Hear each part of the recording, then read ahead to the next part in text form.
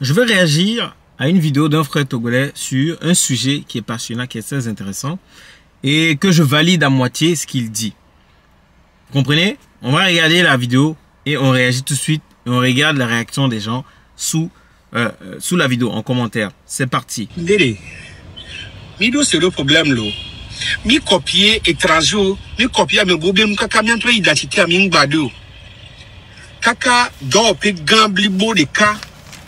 L'on lebe stratégie de communication, la vision de communication, c'est doi. C'est doi a mis tout gobe gbeyo de. C'est doi a mis tout gobe gbeyo. De deux à 100 nyon badjinan soit ou badjinan nyon augmenter obéo. Amé augmenter. On depuis que Ivoirien on va soit goumé ça va odo goumé mais tout go toyo de alom dadia.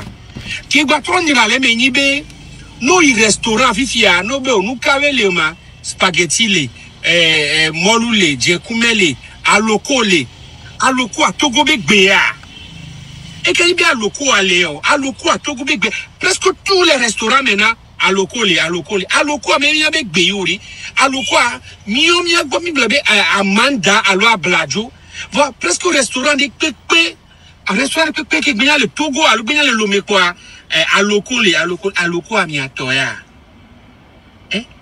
Obe c'est doi yare mi agba mi créer mi ato egblekekem c'est doi egblekekem ne mi za eglekekem are nkabela o c'est doi oh e de fulo il crée bien ça mi identité mi crée bien ça mi noir à mon copier va tout le temps c'est doi on est gourmet aloko et timisia il de kumi butame swintilo benejanilo.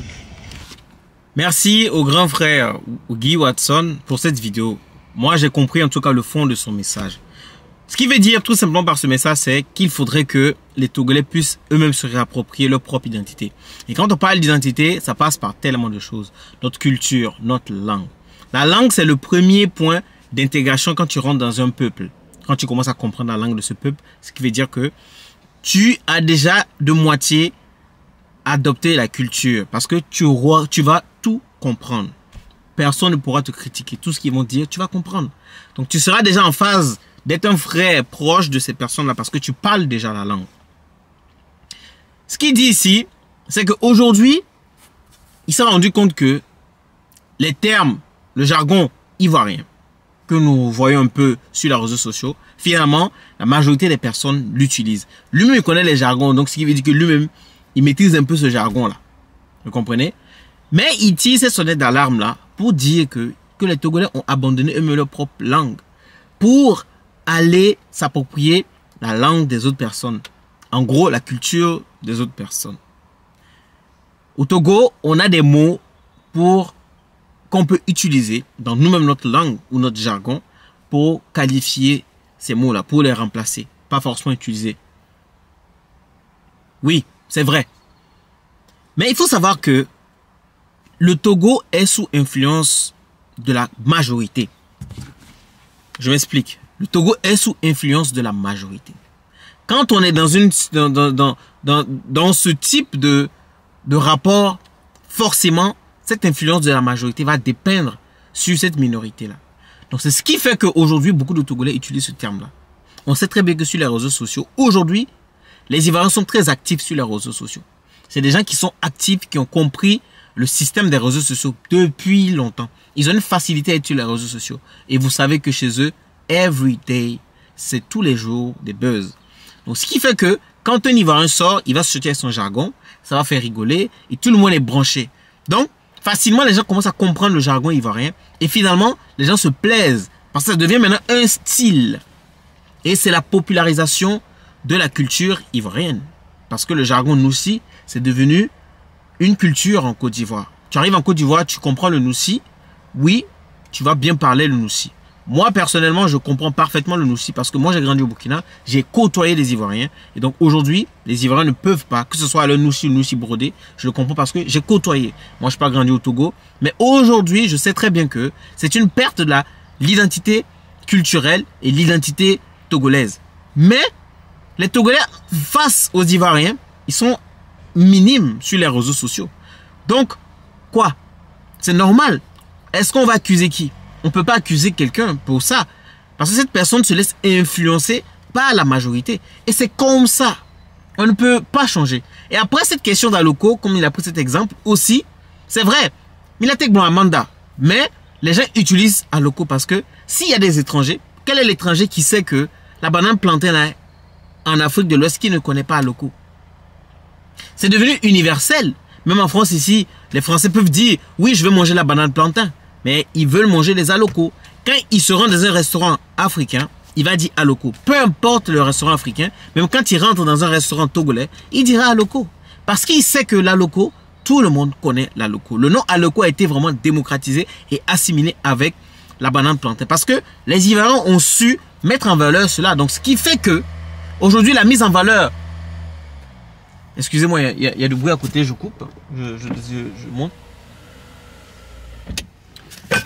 Ce qui fait que la mise en valeur de ce plat va vraiment être internationalisée. Et c'est ça. Si les Togolais veulent que leur identité ou leur jargon aussi soit parlé par d'autres personnes, il faudrait qu'il y ait une majorité qui commence à démocratiser ce mot-là sur les réseaux sociaux.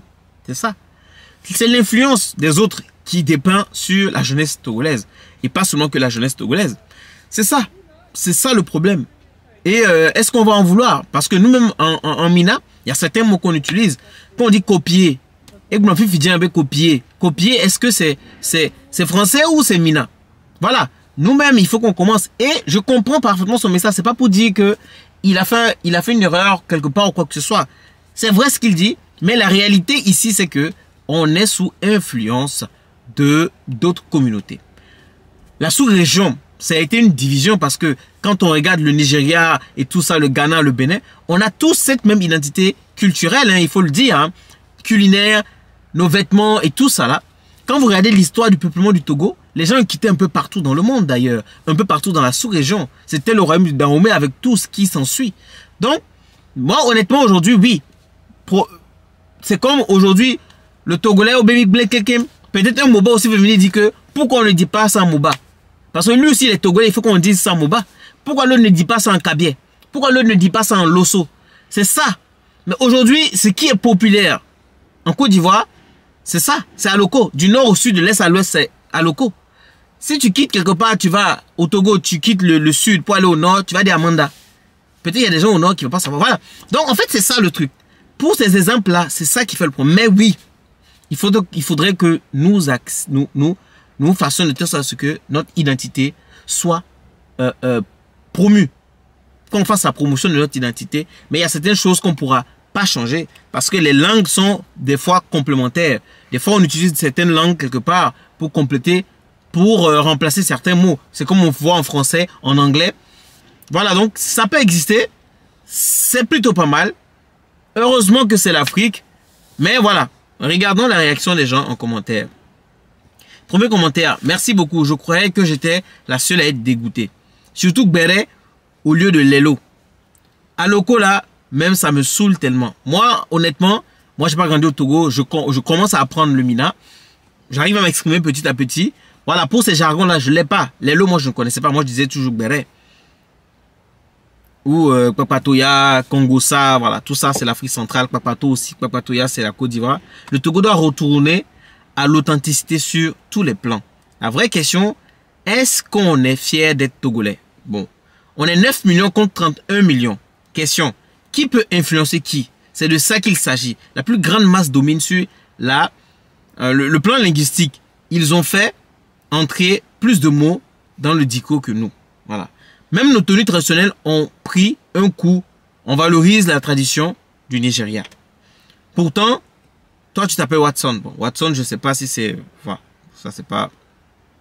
J'avais prévu faire la même vidéo. Donc, la majorité des personnes sont conscientes de ça. Maintenant, il faudrait qu'on fasse l'effort. Maintenant, est-ce que, si on va aller plus loin, est-ce qu'aujourd'hui, maintenant, chaque Togolais doit finalement parler sa langue maternelle sur les réseaux sociaux, écrire dans sa langue maternelle pour promouvoir sa langue, pour promouvoir sa culture?